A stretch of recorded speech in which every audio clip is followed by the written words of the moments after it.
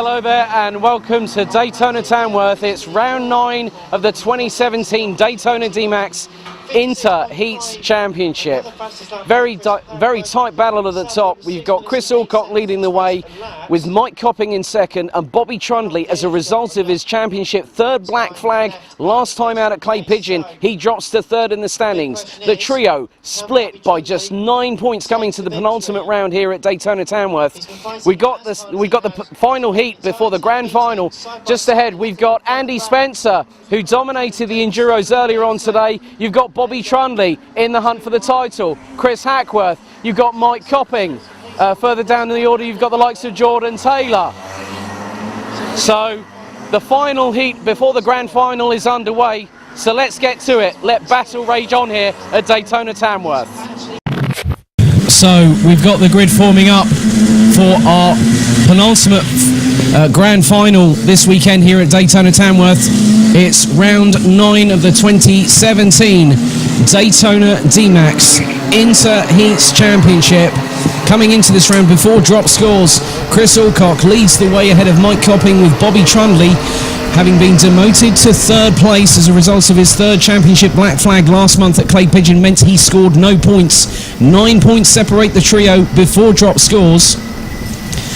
And they're making their way round the track ahead of our 11-minute plus 1 lap grand final here at Daytona Tamworth with glorious sunshine. So it looks like on the front row it's Chris Hackworth and Bobby Trundley. You then also got Mike Copping. I see Jordan Taylor there in about 5th or 6th position. Andy Spencer is going to be there in the mix. He dominated proceedings. He's alongside Jordan. Well, he'll be either alongside Jordan Taylor. He's alongside Mike Copping, in fact. So the field bunches up, getting into formation ahead of the heat final for round 9 of the 2017 Daytona DMAX Inter Heats Championship. They're heading towards the final turn as I speak. So to your left it's Hackworth, to your right it's Trundley, and revs rise and away we go, and Hackworth gets the whole shot. Well, it's side by side. You've got Hackworth, Trundley, Spencer and Copping all battling over the lead. Well, this field is so tightly packed. Going into turn 3, everyone makes it cleanly through at the moment, but we've got one car dropping back substantially as they're coming through turn 4 for the first time. Bobby Trundley is now in the lead, followed by Mike Copping, Chris Hackworth as well, Andy Spencer in 4th, Jordan Taylor in 5th. So a great start from Bobby Trundley, as there's a little hit from behind on Mike Copping. Looked to be Chris Hackworth there. Well, Hackworth was definitely showing his strength in the past few heats. He really did some really good drives just to try and get a bit further through the field. Can he do the big one though? Can he take the win in this one? So we're coming into the final sector of the lap on our first tour of Daytona Tamworth here at round 9. And it's still Trundley by a whisker ahead of Mike Copping. Copping one back at Shennington, and I'm sure he wants another one to add to his tally. Hackworth is still racy as ever, ahead of Andy Spencer. Jordan Taylor's there with him. Great racing so far. The battle for second looks great. The battle for 4th, for 5th. Everywhere you look, even at the back of the field, you've got Lee Carey and Matthew Gill fighting along, and it's fantastic to see. Over the line, the old pole. New fastest lap from Chris Hackworth. He was showing his speed. He kept putting in the fastest laps in the past 3 heats, but when he needed to, Bobby Trundley would find something. He would pull something out of the bag. He would be the quickest on circuit. He's not pulling away as quickly as he might like to, but it's not enough so far. Of course, it's an 11-minute plus 1 lap race, not the 7 plus 1s of the heats. The heats are shorter, easier, but Bobby might just struggle a little bit, I think. Well, Bobby hasn't been feeling 100%, well, he's been feeling a bit under the weather again ahead of this round. He did withdraw from the Enduros, wanted to save some energy from the heats when I spoke to him a bit earlier on today, and he's doing a steady job out in front. Meanwhile, Hackworth has really closed the gap on Bobby Trundley. You said it, Dan, he was closing and closing. He's right on the back bumper of Bobby Trundley, the number 2 seed. So Hackworth has shown that he can provide those performances when he needs to, and he's proving that in spades now. The pair come through the penultimate corner, round into turn number 12. And it's neck to neck. He has to weave one way and the other, doesn't he, to try and stop any move being made. Another new fastest lap, another 2/10 quicker than Bobby Trundley. Trundley's giving it as much as he's got, but Chris is just giving it more as they come into turns 3 and 4. Almost can reach out and poke him to say, get out of my way. Start finish straight. And Hackworth is closing fast. He's got a good slipstream coming out of turn 1, as has Alcock on Copping for 3rd. Spencer and Taylor are battling over 5th place. The battle for the podium, both pits on the podium are really having a great scrap at the moment. We're 7 minutes in, so just a handful of minutes left to go.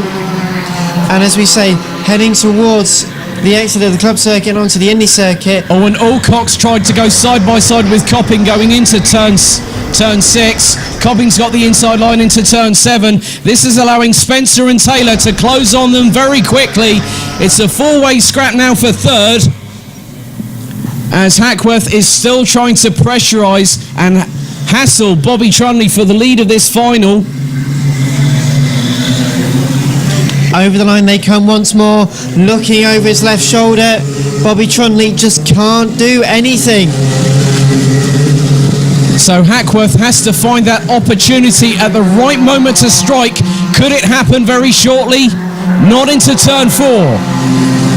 He uses the wider line to cut back to get a better exit. He's going to try and maybe have a look on the curb on the inside at turn number 5. That won't work for him on this occasion, but he's just using, you can tell he's revved up because he just needs to use different lines. He's thinking, you know what, I've had enough of just sitting here. I've got to try different things, better exits, better launches, quicker entry speeds. Jordan Taylor in the meantime has got past Andy Spencer for 5th place. That was a couple of corners ago, so nice work by Jordan Taylor. Side by side for the lead as well. Oh, they're coming through turn 10. They exit out into the penultimate corner through the left flick at turn 11, round into the hairpin they come.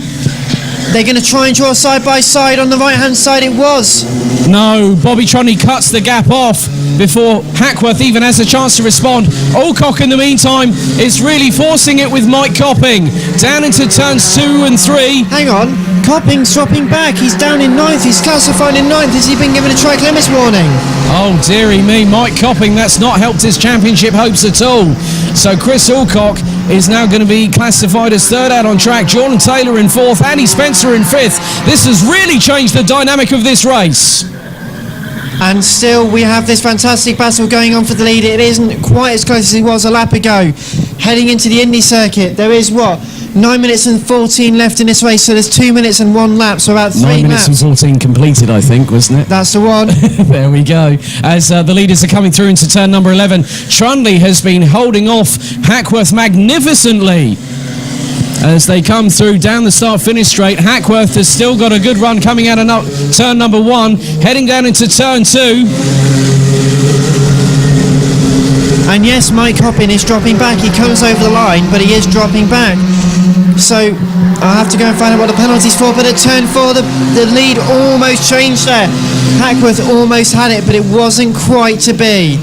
So now the battle for 3rd place is between Chris Alcock, Jordan Taylor and Andy Spencer, with Mike Copping having been demoted to 9th as a result of a penalty. Was that for a track limit infringement or cone infringement? I'm not too sure. Dan Marr's going to find out for me right now.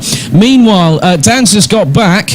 And it's hitting the cone at turn 11. Well, there we go. That turn number 11 cone has been a little bit of a thorn in the side for people, including Mike Copping, Ben Leslie earlier on yesterday as well, as leaders are coming through. 10 minutes and 25 seconds gone. We'll have this and I think one more lap to decide the winner of the heat final of round number 9. It's still bumper to bumper between Trundley and Hackworth. Meanwhile, Alcock is still in 3rd ahead of Taylor, Spencer as well. Then you've got Ryan Welsh, David Stephen and James Cook, with Mike Copping demoted to 9th. A fantastic battle going on at the moment as well between David Stephen and James Cook. It's been going on really in the background for the entirety of the race, but now it seems to be getting a bit hotter. Speaking of getting hotter, I think Chris Hackworth just dropped back a little bit. He's not as close as he was. Last lap board is being prepared, so next time round Bobby Trundley will get the last lap board. He'll have just a few corners to go to take the win here at Daytona Tamworth. Last lap board is shown to both Trunley and Hackworth. Hackworth better get his skates on and try to go for a last-ditch attempt to win. Meanwhile, Alcock has got away from Taylor and Spencer, with Ryan Welch actually closing on Spencer going into turn number 3. Leaders coming through turn 4 as we speak. It's still bumper to bumper between Trunley and Hackworth. Hackworth really closed the gap in the early stages, but Bobby Trunley has really put on a great performance to hold on in the lead of this race through turn 7 for the final time. Round turn 8 they come. Bobby Trunley comes through into the turn 9 tight right-hander into turn 10. A couple of corners remaining. Bobby Trunley, what a drive. Brilliant drive from the number 2. Round the final corner comes Bobby Trunley. Checkered flag is being waved. What a drive from Bobby Trunley, holding off Chris Hackworth at the flag. Meanwhile, the rest of the field fly through. Of course, it will not be, and it is not Mike Coppin that takes third place. He's classed in 9th place at the moment, but it is Chris Alcock finishing off the podium with Jordan Taylor, Andy Spencer and Ryan Welch finishing off the top 6, with David Stephen, James Cook and Mike Coppin eventually being classified in 9th. Lee Carey, James Browning and Matthew Gill running out the top 12, with fastest lap going to Chris Hackworth.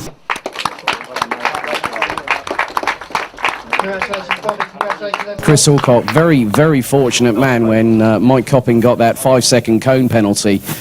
Did you realise until you'd actually got out and thought, have I got 3rd? Have I got 4th? Am I still in the hunt? What's going on?